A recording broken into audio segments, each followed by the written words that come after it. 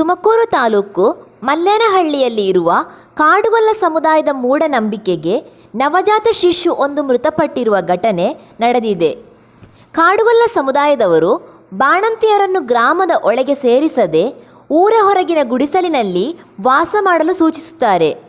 ಇದು ಅವರ ಕಟ್ಟುಪಾಡು ಆಗಿದೆ. ಇದೀಗ 10 ದಿನಗಳ ಹೆಣ್ಣು ಮಗುವೊಂದು ಮೃತಪಟ್ಟಿದೆ. ಜುಲೈ 18ರಂದು ಊರ ಹೊರಗಿನ ಗುಡಿಸಲಿನಲ್ಲಿ ಬಾಣಂತಿ ಹಾಗೂ ಮಗುವನ್ನು ಇರಿಸಲಾಗಿತ್ತು. ಕಳೆದ 15 ದಿನಗಳಿಂದ ಜಿಲ್ಲೆಯಲ್ಲಿ ಶೀತಪೀಡಿತ ವಾತಾವರಣ ಹಾಗೂ ತುಂತುರು ಮಳೆ ಆಗುತ್ತಿದ್ದು, ಈ ನಡುವೆ ಮೂಢನಂಬಿಕೆ ಇನ್ನೂ ಪಾಲಿಸಿಕೊಂಡು ಬರುತ್ತಿರುವ ಗ್ರಾಮಸ್ಥರ ಜಿದ್ದಿಗೆ ಮಗು ಬಲಿಯಾಗಿದೆ.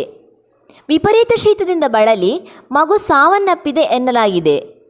ಶೀತ ಹೆಚ್ಚಾಗಿದ್ದರಿಂದ ಮಗುವನ್ನು ಜಿಲ್ಲಾಸ್ಪತ್ರೆಗೆ ದಾಖಲಿಸಲಾಗಿತ್ತು. ಜಿಲ್ಲಾಸ್ಪತ್ರೆಯ ICUನಲ್ಲಿ ಚಿಕಿತ್ಸೆ ಫಲಕಾರಿಯಾಗದೆ ಮಗು ಸಾವನ್ನಪ್ಪಿದೆ.